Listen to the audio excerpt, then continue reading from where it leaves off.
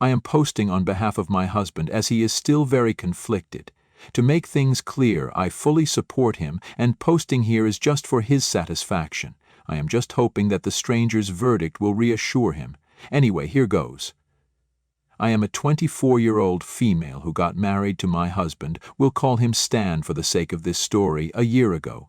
To give you some history, my mother-in-law and I never actually got along. She was cordial with me initially, but as Stan and my relationship progressed, she became indifferent towards me. Not sure why, as there has been no fight or misunderstanding between us. We left for our honeymoon to Hawaii for 2 weeks immediately after the wedding. Then we got busy setting up our new home. That, combined with our hectic work schedule, we had not been able to spend time with family. So we decided to host a dinner for his side of the family last Saturday. My parents live in a different state and we meet a few times a year. I called to invite his parents, his sister, her husband, and their 2 kids, 5 male and 2 female. I even inquired about their dietary preferences. My mother-in-law said she recently turned vegetarian. My husband had no idea about this. Anyway, I was happy to accommodate her. I asked my SIL about what her kids would prefer to it and promised to include some kid-friendly food as well. She insisted that it was not necessary and she would bring along some food for the younger one as she was a fussy eater. I assured her that it was no trouble. A few days before the dinner, my mother-in-law called to confirm whether there would be enough options for her or if she had to bring food for themselves. I reassured her that there would be plenty of vegetarian food. I was just making chicken nuggets for the kids and a beef casserole for the rest.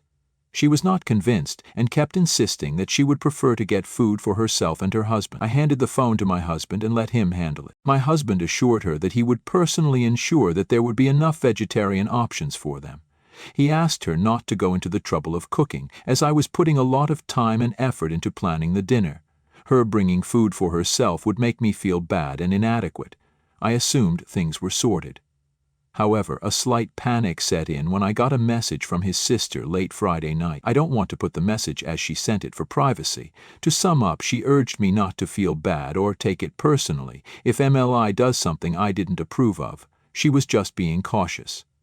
I could not understand what she was trying to say, so showed it to my husband. It did not make sense to him either. Anyway, it was quite late and it had been a long day, so we just went to sleep. The next morning we had forgotten all about it and were busy cleaning the house and cooking. We also had some last-minute grocery shopping to do. So evening rolled around and the first to arrive was his sister's family. Everything was normal and we were catching up on each other's lives and generally having a good time with the kids. It was getting late and my in-laws had still not turned up. My husband called them and his dad said that his mom was a bit occupied with something and would be ready to leave in a while, so my sister-in-law decided to feed the kids first as it was nearly their bedtime. We all decided to wait for them. The children were fed and my sister-in-law was inside putting them to bed when his parents arrived. My mother-in-law was carrying a big bag which seemed quite heavy. We asked her about it. She dismissed it, saying, "It does not concern us." I went inside to warm up dinner while the rest of them were in the living room talking and waiting for sister-in-law to come back from putting the kids to bed. She came back and after the initial greetings they all came into the dining room. Sister-in-law started to help me with laying the table. At the same time, mother-in-law started taking out various boxes and containers from the bag. She opened them and we saw they were filled with food. We all were shocked and were standing there just speechless. Husband and I exchanged looks, wondering what was going on. Mother-in-law was acting normal and even started serving everyone some of the food she had brought. My husband asked her what was going on. She replied that she had got some vegetarian food for herself as she was not sure if there would be enough options for her. He reminded her that we knew about her preference and had assured her that she would not go home hungry. I had spent more time making dishes for her than cooking for others. Mother-in-law got defensive and said she just wanted to be safe and did not want me to feel bad in case I had forgotten. I was furious. I could tell Stan was trying hard to control his temper. He said her bringing food was insulting and was making both of us look bad. He added that I had been toiling in the kitchen since morning to ensure everyone had a good time. Mother-in-law started arguing, saying she had every right to choose what she wanted to eat, and that's why she got her food. She also said she was not sure if she would like the food I had made for her. Stan then asked why she was serving that to everybody when the food was meant only for her. She said she just wanted everyone to taste her cooking, and there was nothing wrong with that. My husband went quiet for a minute. I could sense that he was trying to control his emotions. He then told her to get out of the house and to take her food with her. Mother-in-law was just staring at him, pretending not to understand what was going on. Stan was having none of it. He again asked her to leave, and mother-in-law was still just standing there and staring at everyone. So Stan just started packing up the food she had got. Then she freaked out and started shouting at him, saying how rude it was to kick his mother out. Bringing food was not a crime and whatnot. My sister-in-law tried to intervene, but Stan just ignored her. He packed up her bags and carried it outside. Mother-in-law was still shouting and running behind him. Father-in-law was just a silent spectator to all this. The Stan left them outside, came in and shut the door on their face. We could hear her shouting from outside. Tears were streaming down my face and was just standing still, not knowing what to do. The rest of the dinner was very awkward. Nobody was in the mood to enjoy the dinner. Somehow we ate a little and my sister-in-law's family left. My husband apologized on his mother's behalf. I hugged him and assured him that he had nothing to apologize for, and thanked him for defending me and standing up for me. The next morning, Stan's phone blew up with messages and calls from various family members about how hurt his mother was and how insensitive he was to kick his mother out of the house for no fault of hers. They even called him henpecked husband. He was not in a state to clarify things to anyone and just switched off his phone. All those messages had us wondering if he overreacted and was wrong to tell his mom to leave. So, we are now turning to strangers for some outside perspective. Are we the a-hole here? Update 1. It has been a while since my first post, and a lot of things have happened since then. First of all, I would like to thank all of you who have assured us that we were not in the wrong. It has been so comforting to my husband and I. As it turns out, my mother-in-law had told a different version of the event to the family. I came across her post on Facebook, due to which people were calling and berating us. So I made another post tagging her and my husband, explaining what had happened. People saw my post and started berating her for her actions. Everyone who was advocating for her turned against her in a jiffy. This led to her bombarding us with calls and messages and screaming at us for turning her whole family against her. We were left with no option other than to block her number. We also blocked her on all social media. Later on, father-in-law called Stan and said mother-in-law was a crying mess and was refusing to leave home after all this. Stan said it was not our problem and just hung up. We have gone no contact with my in-laws as of now. We'll update you all if things progress further. Update 2. The past month has been unbelievable. Sister-in-law has been trying to mediate between us and trying to get us to apologize to our in-laws. She refused to see us again until we apologized and made another post on Facebook saying it was our fault. My husband has refused to have anything to do with his parents. It was then that I remembered the message that sister-in-law had sent just before our dinner. I thought of talking to her about it. Luckily, Stan had a work trip and was away for a week, so I invited her home to talk. Once she came, I directly asked her if she knew that her mother was pulling this stunt. She confessed that her mother had called her to inform her that she was cooking food to bring to our house and had asked sister-in-law if she would like anything as well. I was shocked. I also asked why mother-in-law hated me so much. As far as I know, I have never done anything to offend her. She became silent. I immediately understood something was going on. Upon probing further, she said her mother had never really liked her.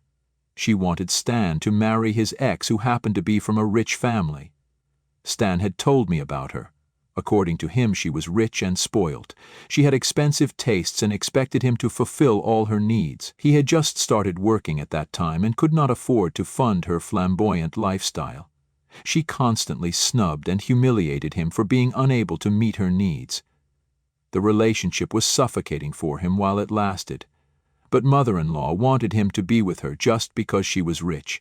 She was an only daughter to her parents and was to inherit all of her parents' wealth and property. She was very disappointed when they broke up and had made up her mind to mess up any further relationships he got into and would force him to get back with her. That is the reason she was unhappy when we both got serious and ended up getting married. All these tactics were a part of her elaborate plan to create misunderstanding between us. However, it backfired, as she did not expect her son would go against her and stand up for me. Sister-in-law was initially with her mother on this, but changed her mind once she got to know me better. She now likes me and thinks I am perfect for her brother. But mother-in-law did not even make an effort to get to know me better. I was shocked hearing all this and did not know how to react. Sister-in-law left and I am still unable to process what just happened.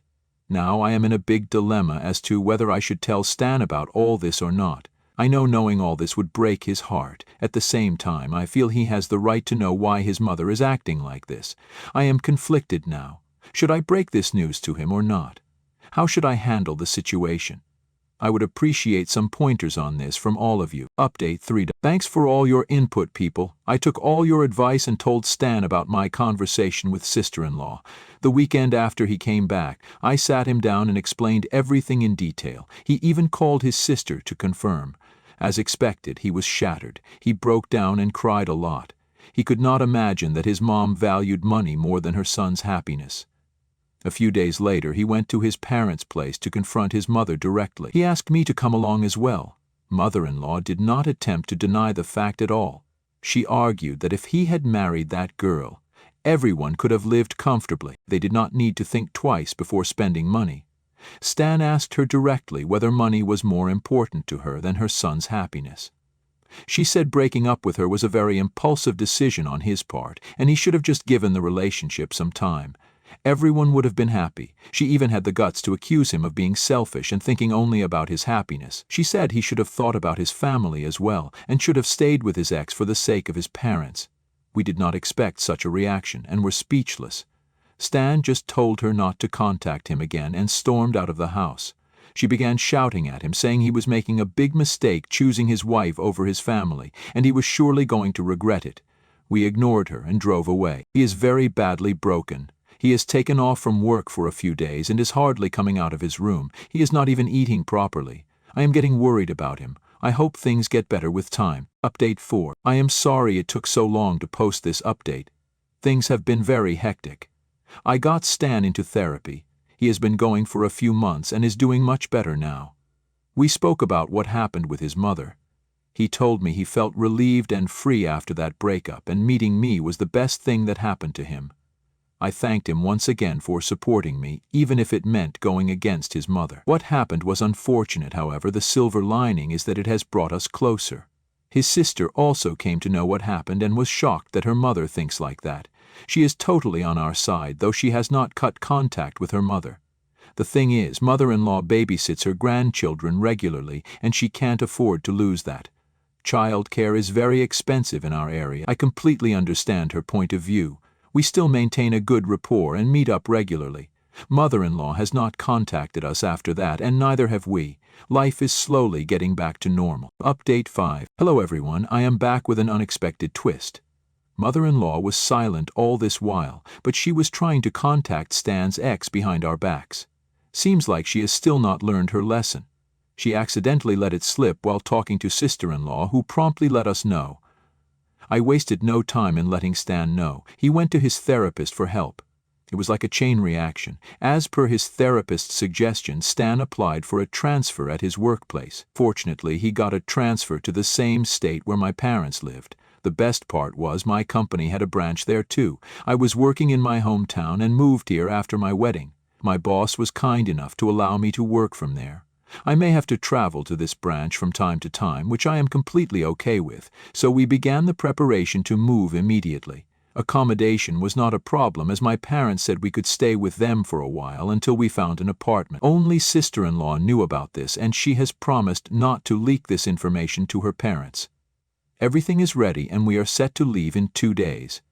That's all for now. Update 6. I am back with another and hopefully final update to this story. It has been a few months since we moved. We stayed with our parents for a couple of weeks and were lucky enough to find a beautiful house near his workplace. We have been in touch with my sister-in-law. She recently informed us that mother-in-law had been successful in contacting his ex, and she turned up at our house. She was surprised when the new tenants opened the door. She tried to inquire about us, but they had no idea about us. She then informed mother-in-law, who was equally surprised. She asked her daughter about it, and she admitted to telling us what was going on. She also told her we moved, but refused to divulge more information. We are grateful to her for that. Mother-in-law was furious and kept on pestering her for more details. She wanted to know where we had moved. Sister-in-law was firm and would not tell her anything. She even threatened to stop babysitting, but she did not budge. Luckily, she loves her grandchildren too much to do that. So, that's it. We are slowly settling down in our new home, and life is good as of now. We are doing well in our careers and are planning to start a family soon.